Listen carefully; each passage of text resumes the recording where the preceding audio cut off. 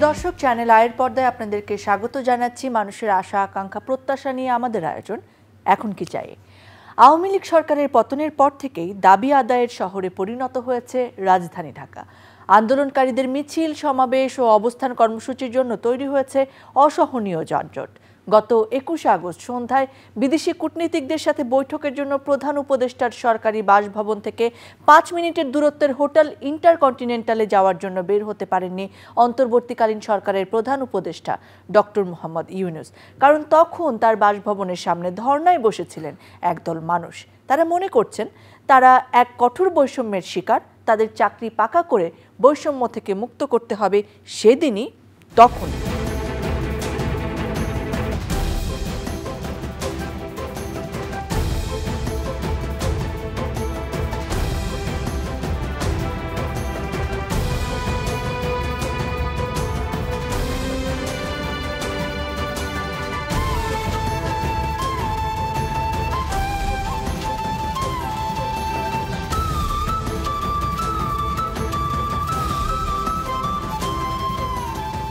সচিবালয় থেকে শুরু করে পুলিশ ভবন, সুপ্রিম কোর্ট, শাহবাগ সব জায়গা পরিণত হয়েছে এখনই চাই আন্দোলনে। আমরা দেখেছি যে চাকরির ক্ষেত্রে প্রমোশন, বঞ্চনার অবসান, পেনশন, এরকম নানা দাবিতে বিভিন্ন সংগঠন ও বঞ্চিতরা করছেন আন্দোলন। আন্দোলনকারীদের মধ্যে রয়েছেন আনসার, ইবতেদায়ী মাদ্রাসা শিক্ষক সমিতি, কমিউনিটি ক্লিনিকের ভলেন্টিয়ার, শিক্ষানবিশ আইনজীবী, সরকারি প্রাথমিক বিদ্যালয়ের দফতরি কাম প্রহরীরা, দৈনিক চুক্তিতে নিয়োজিত কর্মী, ঠিকাদারি প্রতিষ্ঠানের কর্মী, মেট্রো রেলের কর্মী ইত্যাদি ইত্যাদি। এসবের সাথে সাথে আছে বিশেষ বঞ্চিত কর্মকর্তাদের পদোন্নতির দাবি। কি চাইছেন তারা? আন্দোলনকারীদের দাবির মধ্যে রয়েছে চাকরি জাতীয়করণ, চাকরি স্থায়ীকরণ, বেতন বৃদ্ধি, উৎসব ভাতা, ঝুঁকি ভাতা, নানা কারণে চাকরিচ্যুতদের চাকরিতে পুনর্বহাল, সরকারি কর্মচারীদের টাইম স্কেল ও সিলেকশন পুনর্বহাল, নতুন বেতন কমিশন প্রদান ইত্যাদি। একটা সরকার পতন হতে না হতেই এত আন্দোলন দেখে অনেকেই বলছেন আন্দোলনকারীরা এতদিন কেন মাঠে নামেনি। দর্শক, আমাদের আজকের বিষয় আমরা নির্ধারণ করেছি এত দাবি এখন কেন।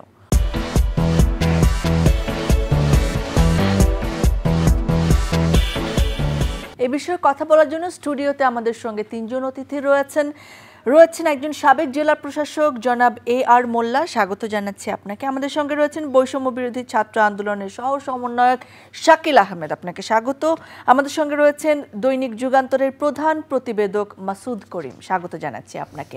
আপনাদের তিনজনের কাছেই একটা প্রশ্ন দিয়েই আমি শুরু করব। হয়তো আমি আমাদের যে সহ সমন্বয়ক রয়েছেন তরুণ প্রজন্মের একজন, তাকে দিয়ে শুরু করতে চাই। এই যে তরুণদের এই আন্দোলনের পর একটি সরকারের পতন এবং তার পরে এত যৌক্তিকতা, আমরা জানি যে এই যে অন্তর্বর্তীকালীন সরকার, তাদের সামনে নানা ধরনের কাজ রয়েছে। একটি বিভিন্ন জায়গায় সংস্কার প্রয়োজন, এর মধ্যে বন্যা পরিস্থিতি হয়েছে, সেই জায়গায় তারা কাজ করছেন, বিচারের জায়গাটি রয়েছে, সর্বোপরি একটি নির্বাচন দেওয়ার একটি তাগিদ তাদের রয়েছে। এই সময়ে এত আন্দোলন, এত দাবি কতটা যৌক্তিক বলে মনে করেন আপনি? আপনারা জানেন যে একটি ফ্যাসিস্ট সরকার দীর্ঘ 16 বছর ক্ষমতায় ছিল। এই 16 বছর ক্ষমতায় থাকার ফলে তারা হলো দেশের সমস্ত প্রতিষ্ঠান, সাংবিধানিক প্রতিষ্ঠান থেকে শুরু করে স্কুলের দপ্তরি নিয়োগ, সমস্ত জায়গায় একটা হলো তাদের যে স্বৈরাচারী কালচার, সেই কালচার বজায় রেখেছিল। যার ফলে আমরা এই দাবি দেওয়ার ক্ষেত্রে আমরা দুইটা বিষয় চিন্তা করতে পারি যে এই বিগত 16 বছরে হয়তো তারা হলো এই বিষয়গুলো নিয়ে কথা বলতে পারেনি, বা হলো এই যে ফ্যাসিস্ট সরকার যার পতন হয়েছে ছাত্র জনতার অভ্যুত্থানের মাধ্যমে, তারা কিন্তু তাদের ফ্যাসিস্ট কালচার সমগ্র বাংলাদেশেই বজায় রেখে গিয়েছিল। তাদের মাথাটা পালিয়ে গেলেও তাদের যে অন্য অর্গানগুলা সেগুলো কিন্তু বাংলাদেশে রয়ে গেছে। এরা চাচ্ছে না যে এই সরকার একটা স্থিতিশীল অবস্থায় আসুক, কারণ এরা এই সরকার যদি একটা স্থিতিশীল অবস্থায় আসে, আপনি যে বিষয়গুলো বললেন, আমাদের হলো সাংবিধানিক প্রতিষ্ঠানগুলোকে ধ্বংস করে দেওয়া হয়েছে, আমাদের বিচার বিভাগকে ধ্বংস করে দেওয়া হয়েছে, এই সমস্ত বিষয়গুলোর রিফরমেশন দরকার। তারপর আমাদের যে এত দুর্নীতি, লুটপাট, হত্যার মতন ঘটনা ঘটেছে বিগত 16 বছরে, এদেরকেও বিচারের আওতায় আনার দরকার।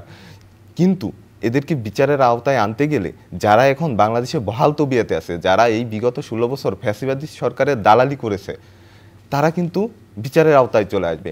আমার মনে হচ্ছে তারা হয়তো বা কোনোভাবে চাচ্ছে যে এই দাবি দেওয়া বা হলো বিভিন্ন ধরনের আন্দোলন বা হলো একটা বিব্রতকর পরিস্থিতির মধ্যে সরকারকে রেখে সরকারকে স্থিতিশীল হতে না দেওয়া, এই যে সরকার যে রিফরমেশনগুলো করতে চাচ্ছে সেগুলা না করতে দেওয়া, এর ফাঁকে তারা যে তাদের দুর্নীতিগুলা করেছিল বিগত 16 বছরে এগুলা ঢাকা পড়ে যাওয়া, মানে তাদেরকে নিজেদেরকে উদ্ধার করার জন্য তারা এখন বিভিন্ন মোড়কে তারা আন্দোলনের নামছে। আপনি আন্দোলনের বিষয়গুলো খেয়াল করলে দেখবেন যে যারা আন্দোলন করছে এরা মূলত হলো স্বল্প শিক্ষিত বা অশিক্ষিত বলা চলে, যে আমাদের দপ্তরি যাদের নিয়োগ হয়েছে তারা কিন্তু ওই রকম লেখাপড়ার বিষয় না, আমাদের আনসার যারা আছেন তারা কিন্তু ওই রকম শিক্ষিত না, এদেরকে অল্পতেই কিন্তু ম্যানিপুলেট করা যায়। আমার মনে হচ্ছে এদেরকে কেউ ম্যানিপুলেট করে তাদেরকে আন্দোলনের মাধ্যমে এটা একটি ষড়যন্ত্রের অংশ, তাই তো? অনেক ধন্যবাদ আপনাকে, নিশ্চয়ই আবার আপনার কাছে আসব। আমি জনাব মাসুদ করিম আপনার কাছে আসতে চাই।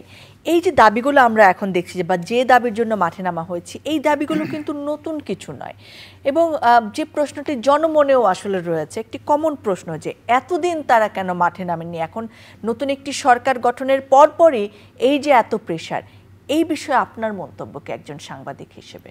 প্রথম কথা হলো যে সরকার যখন বসে দায়িত্বে, এটা তো ক্ষমতা পরিবর্তন, এটা একটা চিরন্তন ব্যাপার, এটা কেউ চাইলেও হবে না চাইলেও হবে। একটা হইতে পারে যে পিসফুল মাধ্যমে, আর একটা হইতে পারে এই ধরনের রেভলিউশন বা রক্তপাতের মাধ্যমে, কিন্তু পরিবর্তন কিন্তু অনিবার্য। এই পরিবর্তনের পরপরই এটা একটা ট্রেন্ড দেখা যাচ্ছে যে যারা বিভিন্ন সময়ে দাবি দাবা উত্থাপন করতে চান তারা এই সময়টাকে বেছে নেন। এটা একটা বড় সমস্যাটা হলো যে এই সময়টায় সরকার মাত্র বসেছে এবং এই সরকার তার দপ্তরগুলি মানে গোছগাছ করতেছে, পুরো সমস্যাটা সম্বন্ধে কিন্তু তার এখনও মানে জানার সময় সুযোগ হয় নাই। তো এই সময়ে আন্দোলনটা আমি মনে করি এখানে দাবিগুলি বিভিন্ন, আপনিও বললেন, কিন্তু এটা কোনোটা যৌক্তিক, কোনো একটা যৌক্তিক নাও হইতে পারে, কিন্তু এইগুলি যে যাচাই বাছাই করা সেই স্টেজে এখনও যায় না। আমি মনে করি যে একটা সরকার যদি অন্তত 6 মাস যায় তারপরে সে মোটামুটি বুঝে উঠতে পারে জিনিসগুলি বোঝার জন্য, একটা উপদেষ্টা বলেন বা যারা এখানে দায়িত্ব চেঞ্জ ওভার করছে তারা, তো এই সময় তারা এই দাবিগুলি নিয়ে আসছে এবং আমরা দেখতেছি এটা কিছুটা বিশৃঙ্খলা হচ্ছে অনেক জায়গায়। আপনি তো মাঠেরগুলি বললেন যে প্রধান উপদেষ্টার বাড়ির আশপাশে বা প্রেস ক্লাবের সামনে বা সচিবালয়তে বড় ধরনের ঘটনা ঘটলো, আনসারদের একটা বিরাট ঘটনা। আমি যেটা বলছি এর ভিতরেও কিন্তু হচ্ছে, যেমন আমি একদিন ব্যাংকে গেলাম, ব্যাংকের ভেতরে দেখছি যে লোকজন দাবি দাবা মানে কাজ করার কোনো পরিবেশ নেই। এই জিনিসটা কিন্তু অধিকার বা বৈষম্যের প্রশ্ন না, এই জিনিসটা হইল শৃঙ্খলার প্রশ্ন, একটা চাকুরির শৃঙ্খলার প্রশ্ন। এখানে আমাদের শ্রদ্ধেয় বড় ভাই সাবেক জেলা প্রশাসন মোল্লা ভাই আছেন, উনিও জানেন যে একটা বিশৃঙ্খলা সৃষ্টি করা আর দাবি আদায় করা এক না। তো আমি যেটা বলতে চাচ্ছি যে সমস্যাটা হয়েছে যে জিনিসটার প্রাতিষ্ঠানিককরণ ছিল না। প্রাতিষ্ঠানিকরণটা যদি না থাকে তাইলে দলের ভিত্তিতে পদোন্নতি হয়েছে, নিয়োগ হয়েছে এবং আরও কি বেতন বৃদ্ধি হয়েছে, এবং এটা পরিবর্তনের পরপরই আপনি দেখবেন সচিবালয় বিভিন্ন জায়গায় যারা, এটা তো আওয়ামী লীগ ছিল দীর্ঘদিন, এখন বিএনপির লোকজন খুব সরব, তারা অতদিন বঞ্চিত ছিল, বৈষম্যের মধ্যে ছিল। তো এইভাবে তো আমি মনে করি যে সংস্কার বা এইভাবে তো একটা বৈষম্য দূর করার একটা স্থায়ী স্থিতিশীলতা না এবং স্থায়ী রূপ নেবে না। স্থায়ী রূপ নেবে যদি আপনি প্রাতিষ্ঠানিক সংস্কার করতে পারেন, একটা নিয়মের মধ্যে আনেন। মনে করেন পদোন্নতির জন্য আমি কথার কথা বলতেছি, হয়তো ওনাদের সার্ভিস রুলে আছে যেটা সেটাই হবে। আমি বলতেছি যে একটা মনে করেন একটা কমিশন গঠন করলেন, তারা যাচাই বাছাই করলেন কোন দাবিটা যৌক্তিক, কোন লোকটা বৈষম্যের শিকার হয়েছে, কোন লোকটা যোগ্যতার ভিত্তিতে নিয়োগ হয়েছে, কোন লোকটা দলের ভিত্তিতে অযোগ্যতার ভিত্তিতে নিয়োগ হয়েছে। মানে আমি বলছি যে একটা সুস্থির সিদ্ধান্ত নেওয়ার জন্যে যে প্রস্তুতি গ্রহণের সময়, সেই সময়টুকু এই সরকারকে এখনো দেওয়া হয়নি। সুতরাং এটা একটা আমি মনে করি অধিকাংশ ক্ষেত্রে অযৌক্তিক। অনেক ধন্যবাদ। আপনার একটি যুক্তির জায়গা থেকে আমি জনাব এআর মোল্লা আপনার কাছে আসতে চাই। এই যে ঢালাওভাবে দাবি করা এবং সেই দাবি মেনে নেওয়ার জন্য একটা প্রেশার তৈরি করা বিভিন্ন প্রতিষ্ঠানে কিংবা সরকারকে, সেটির জন্য আসলে নানা ধরনের অনিয়ম আবার হওয়ার একটা সুযোগ তৈরি হয়। যেমন আমি আপনাকে যতটুকু জানি যে আপনিও রাজনৈতিক কারণে পদোন্নতি বঞ্চিত ছিলেন এবং তারপর আপনাকে অবসরে যেতে হয়েছে। এরকম অনেকেই রয়েছেন আমলা পর্যায়ে হোক, সরকারি চাকরি হোক, যারা পদোন্নতি বঞ্চিত হচ্ছেন রাজনৈতিক কারণে, এবং তাদেরকে বিভিন্ন জায়গায় তারা দাবি করছেন যে তাদেরকে আসলে আবার পুনরায় বহাল করা হোক, তাদেরকে পদোন্নতি দেওয়া হোক যারা এখনো চাকরিতে রয়েছেন। কিন্তু সেই সুযোগটি নিয়ে ওই সময় যারা শৃঙ্খলা ভঙ্গ কিংবা দুর্নীতির দায়ে চাকরি হারিয়েছেন কিংবা পদোন্নতি হয়নি, তারাও কিন্তু ঢালাওভাবে দাবি করছেন। এটাকে আমরা কিভাবে আসলে এড়াতে পারি কিংবা এটাকে কিভাবে আমরা ঠেকাতে পারি বলে আপনি মনে করেন? আমি প্রথমেই ছাত্র জনতার বিপ্লবের ফসল আজকের অন্তর্বর্তীকালীন সরকার, এবং এই অন্তর্বর্তীকালীন সরকারকে প্রতিষ্ঠার ক্ষেত্রে যেসব ছাত্র জনতা জীবন দিয়েছে, শহীদ হয়েছে, তাদের প্রতি আমি কৃতজ্ঞতা জানাচ্ছি, তাদের আত্মার মাগফিরাত কামনা করছি। প্রশ্নটি আজকে 16 বছর যাবতেই উত্থাপিত হচ্ছে। আপনি যে প্রশ্নটি করেছেন,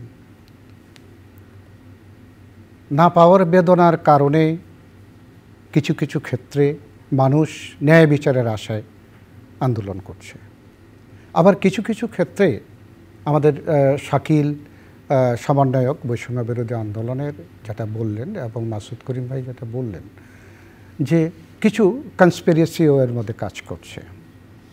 কিছু কিছু ক্ষেত্রে সরকারকে অস্থিতিশীল করা, সরকারকে হেনস্থার মধ্যে ফেলে দেওয়া, এই ধরনের কিছু পদক্ষেপ এখানে আছে যা গত 2-1 দিন আগের কার্যক্রমে দেখা যাচ্ছে। অন্তর্বর্তীকালীন সরকার তো বসে নেই, উনি তো যেদিন আসছেন সেদিন থেকে কাজ করছেন। আপনাকে যদি আমি একটা উদাহরণ দিই, সেটা হলো যদি সিভিল সার্ভিসের কথা বলি, আমাদের যে 26-27টি ক্যাডার আছে, আমি যদি এখান থেকে ধরি, আমার লেভেলটা থেকেই ধরি, তাহলে দেখা যাবে যে স্বৈরাচারী আওয়ামী প্রশাসনের আমলে যে মানুষগুলো গত 3 মাস 4 মাস আগেও প্রমোশন পায় নাই, অন্তর্বর্তীকালীন সরকার আসার পরে 13 তারিখে এই মাসের আগস্ট মাসের তাদের 117 জনের উপসচিব পদে পদোন্নতি হলো, এবং 20 তারিখে 201 জনের যুগ্ম সচিব পদে, উপসচিব থেকে যুগ্ম সচিব পদে পদোন্নতি হলো। গতকাল 131 জন উপসচিবের যুগ্ম সচিব থেকে অতিরিক্ত সচিব হয়েছেন। যে মানুষগুলো আজকে পদোন্নতি পেলেন, ওরা নিতান্তই তখনকার সময়ে বঞ্চিত ছিল, হয়তো দলকানা প্রশাসনের কারণে অথবা স্বৈরাচারী আওয়ামী প্রশাসনের একপেশে দৃষ্টিভঙ্গি, দুর্নীতি, স্বজনপ্রীতি, এইসব কারণে মেধাবী মানুষগুলো বঞ্চিত হয়েছিল। আজকে এই সরকার এসে, আজকে 5 তারিখে সরকারের পরে আজকে 26 তারিখের মধ্যে যে কাজটা হলো, সেটা গত 7 বছরে 6 বছরে হয়নি। কাজেই তত্ত্বাবধায়ক অন্তর্বর্তীকালীন সরকার তো বসে নেই, কাজ করে যাচ্ছে। শুধু আমি ক্যাডার সার্ভিস, শুধু প্রশাসন ক্যাডারের কথা বলছি না, আমাদের যে আরও যে ক্যাডারগুলো আছে, অন্যান্য ক্যাডারগুলোর ক্ষেত্রেও এরকম চলছে, এরকম প্রতিকার পাচ্ছে। ওই প্রতিকার পাওয়ার জন্যই বঞ্চিত মানুষগুলো আজকে আন্দোলনের, দেখা যাচ্ছে আন্দোলনের মাধ্যমেই তাদের ন্যায় প্রতিষ্ঠা। আমি যে জায়গাটা আপনাকে জানতে চাচ্ছিলাম যে আমরা কিভাবে আসলে আলাদা করব কারা সত্যিকার অর্থে রাজনৈতিক কারণে বঞ্চিত ছিলেন আর কারা হয়তো দুর্নীতি কিংবা অনিয়মের অভিযোগেই বঞ্চিত হয়েছেন, তারাও যে একইভাবে প্রেশার ক্রিয়েট করছেন, সেটা ঠেকানোর। আপনাকে অশেষ ধন্যবাদ। এই প্রশ্নটি ইতিমধ্যেই ক্যাডার সার্ভিস বা অন্যান্য সার্ভিসের কর্মকর্তা কর্মচারীদের মধ্যে এটা কিন্তু উঠে এসেছে, এটা আলোচনায় উঠে এসেছে যে কেউ দেখা গেল তার মধ্যে একটা বিভাগীয় মামলা, কারো বিরুদ্ধে একটি দুর্নীতির অভিযোগ, কারো বিরুদ্ধে জালিয়াতির অভিযোগ, এ কারণেই অনেকে প্রমোশন পান নাই। সেগুলোকে যে তাদের নথিপত্র ঘেটে যে কারণে পান নাই, সেই কারণটি যতক্ষণ পর্যন্ত তিনি অতিক্রম করতে না পারবেন ততক্ষণ পর্যন্ত উনি পদোন্নতি পাওয়ার যোগ্য বলে বিবেচিত হবেন না। আর যারা রাজনৈতিক কারণে হয়েছে তারা ইচ্ছা করলে কর্তৃপক্ষ সেই বিষয়গুলো বিবেচনা করতে অনেক ধন্যবাদ। জনাব মাসুদ করিম, আবার আপনার কাছে একটুখানি আসতে চাই। এই যে এইসব দাবি দেওয়া এবং আন্দোলন একই সাথে আসছে, অনেকেই মনে করছেন যে এটা আসলে সবকিছু বন্ধ করে দেওয়ার এক প্রকার ষড়যন্ত্র কিংবা পায়তারা হচ্ছে। আপনি কি মনে করেন? আমি বলবো যে একেবারে জেনারেলাইজ করাটা আমার পক্ষপাতী না। আচ্ছা, যে এটা পুরোটাই ষড়যন্ত্র বা একেবারেই ষড়যন্ত্র নাই। আমার বিবেচনায় কেস বাই কেস, প্রত্যেকটা জিনিস আপনি যদি মূল্যায়ন করেন তখন আপনার যথেষ্ট প্রমাণ যদি থাকে যে সেটা ষড়যন্ত্র আছে, তাহলে বলাটাই ভালো হবে। কারণ এই সরকারটা কিন্তু, আমি বলছি যে এটা কোনো প্রথাগত সরকার নয়।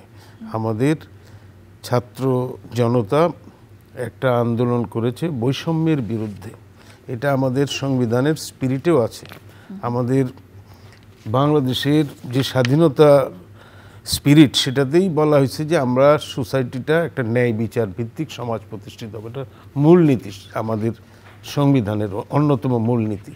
তো এখানে একটা পুঁজিবাদী ব্যবস্থার মধ্যেও সোশ্যাল জাস্টিসের কথাটা আছে, কিন্তু এই জাস্টিসটা এই গত 50-52 বছরে বিভিন্ন কারণে সেইটা ক্ষয়ে ক্ষয়ে ক্ষয়িষ্ণু একটা পর্যায়ে পৌঁছে গেছে, এবং এই পর্যায়টা ব্যাপারটাকে সংস্কার করে আবার একটা ফেয়ার এবং সুষম সমাজ ব্যবস্থা প্রতিষ্ঠা করা যতটা সম্ভব, সেইটাই হলো অঙ্গীকার।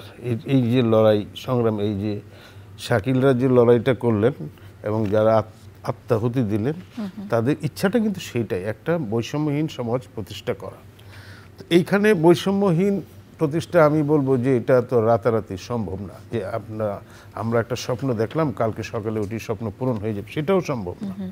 সেটা কিন্তু আমাদের বিচার বিশ্লেষণ করতে হবে। এখন আপনার শোতেই আমরা দেখেছি যে একটু একটু কথাবার্তা মধ্যে গরমিল হইলেই রাজাকার, আমরা দেখেছি। কিন্তু এখন যদি আমরা একটু একটু গরমিল হইলেই বলেছে কিছু দাবি দাবা নিয়ে আসলে যদি বলি এটা এই সরকারের বিরুদ্ধে ষড়যন্ত্র, এটা কিন্তু জেনারেলাইজ করাটা আমি মনে করি যৌক্তিক না। খুব সুন্দর একটা পয়েন্ট। এখান থেকে আমি একটু শাকিল আহমেদের কাছে আসতে চাই।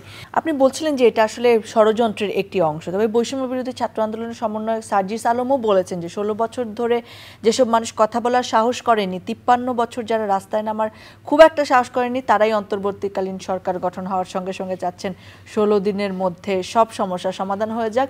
এসব মানুষ তাদের ব্যক্তিগত গোষ্ঠীর ছোট উদ্দেশ্য বাস্তবায়নের জন্য রাজপথে নেমেছেন, সচিবালয় থেকে শুরু করে বিভিন্ন প্রতিষ্ঠান ঘেরাও করছেন। আনকোট করছি।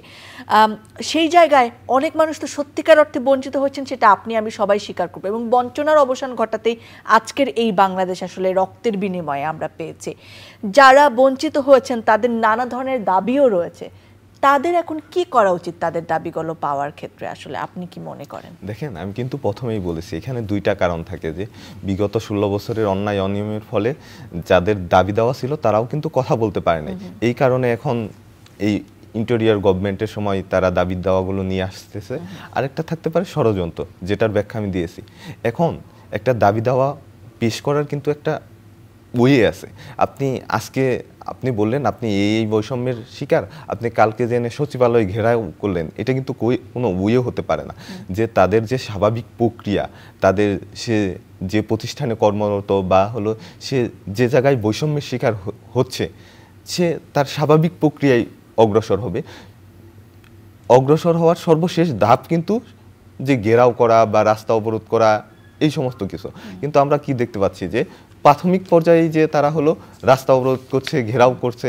আমরা মনে করি যারা মনে করে যে এই বিগত সময়ে বা হলো এই স্বাধীনতার পর থেকেই তারা বৈষম্যের শিকার হয়েছে, তারা তাদের দাবি দাওয়াগুলো স্বাভাবিক প্রক্রিয়ায় পেশ করুক। আমরা বিচার বিবেচনা করে যারা হলো ইন্টেরিয়র গভর্নমেন্টে আছে তারা হলো সিদ্ধান্ত নিবে যে কোন দাবিগুলো বাস্তবায়নযোগ্য, কোন দাবিগুলো বাস্তবায়নযোগ্য নয়। আমি আপনাকে একটা উদাহরণ দিই, যে আনসারদের যে দাবিটা ছিল, তারা কিন্তু তাদের দাবি দেওয়া এই রকম বিশৃঙ্খলভাবে পেশ করার পরেও কিন্তু আমাদের ইন্টেরিয়র গভর্নমেন্ট যে দাবিগুলো মেনে নেওয়া সম্ভব সেগুলো মেনে নিয়েছিল। আর বাকি দাবিগুলোর জন্য একটা কমিশন গঠন করা হয়েছিল, যে 7 দিনের মধ্যে তারা হলো বিচার বিশ্লেষণ করে দেখবে যে এই দাবিগুলো কতটুক যৌক্তিক, কতটুক অযৌক্তিক। এটাই তো হওয়ার কথা। কিন্তু তারা ইনস্ট্যান্ট ফলাফল চায়। এটা তো কোনো ধরনের সিস্টেমের মধ্যেই পড়ে না যে আপনি ইনস্ট্যান্ট এসে চাচ্ছেন আপনি এই বৈষম্যের শিকার, আপনি কোনো বিবেচনা করার সুযোগ দিচ্ছেন না যে এটা আসলে সত্যিকার অর্থেই বৈষম্যের শিকার কি শিকার না। আমরা মনে করি যারা মনে করেন আপনারা হলো যে বৈষম্যের শিকার হয়েছেন, আপনারা বঞ্চিত হয়েছেন, তারা তাদের যৌক্তিক ওয়েতে দাবি দাওয়া পেশ করেন। তবে আমরা মনে করি আপনাদের সরকারকে একটু সময় দেওয়া উচিত, এই সরকারটা একটি স্থিতিশীল অবস্থায় আসুক, আমরাও আপনাদের দাবি দেওয়ার সাথে প্রয়োজনে আবার রাজপথে নামবো, আপনাদের দাবি দেওয়া যৌক্তিক হলে আমরা আদায় করে অনেক ধন্যবাদ। এই একই কথাটা জনাব এ আর মোল্লা আপনার কাছে আসতে চাই, আপনাকে দিয়ে হয়তো আয়োজন শেষ করব। আমরা চাই যে যারা বঞ্চিত হয়েছেন তারা তাদের দাবি ফিরে পাক, তাদের অধিকার ফিরে পাক। আবার এটিও চাই যে সরকার আসলে তার কাজটা সঠিকভাবে করার পরিবেশ বজায় থাকুক, সেটিও চাই। এক্ষেত্রে আপনি কি বলবেন, যারা বিভিন্ন দাবি রয়েছে, যারা বঞ্চিত রয়েছেন, তারা তাদের দাবি আদায়ের জন্য বা আন্দোলনকারীরা কি করতে পারেন এখন? এক্ষেত্রে আমি সকলের প্রতি অনুরোধ করব এই কারণে যে সকলকে ধৈর্য ধরতে হবে এবং যে অন্তর্বর্তীকালীন সরকারকে সময় দিতে হবে। সরকারের মানুষগুলো কিন্তু পরীক্ষিত এবং সরকারের মানুষগুলোই সবাই মেধাবী, অভিজ্ঞ এবং সৎ। এই মানুষগুলোর কাছে আমরা ন্যায্য বিচার পাব, তাদেরকে সময় দিতে হবে। প্রত্যেকটা বিষয়েরই একটা পদ্ধতি থাকে, এই পদ্ধতিগুলো অনুসরণ করেই আমাদের বঞ্চিতদের ন্যায্য অধিকার ফিরিয়ে দেবেন সেই প্রত্যাশা রাখছি। অনেক অনেক ধন্যবাদ জানাচ্ছি আপনাদের তিনজনকে আমাদের সময় দেওয়ার জন্য। ধন্যবাদ জানাচ্ছি প্রিয় দর্শক আপনারা যারা সঙ্গে ছিলেন। তবে আমাদের মনে রাখতে হবে, প্রাচীর ভাঙার সাথে সাথে আমরা সুগন্ধ পাবো তার সম্ভাবনা আসলে নেই, কারণ আমাদের বাগান তছনছ হয়ে গেছে। নতুন করে বাগান গড়ে তারপর ফোটাতে হবে ফুল, তারপর পাওয়া যাবে সুগন্ধ। বুঝতে হবে ব্যবস্থা না পাল্টালে, নতুন সমাজ না করতে পারলে আমরা আবার গর্তে পড়ে যাব এবং সকলে ধৈর্যের সাথে নতুন বাংলাদেশ গড়ার জন্য কাজ করে যাব, সেই প্রত্যাশা শেষ করছি আজকের আয়োজন। ভালো থাকুন, সুস্থ থাকুন, আবার দেখা হবে।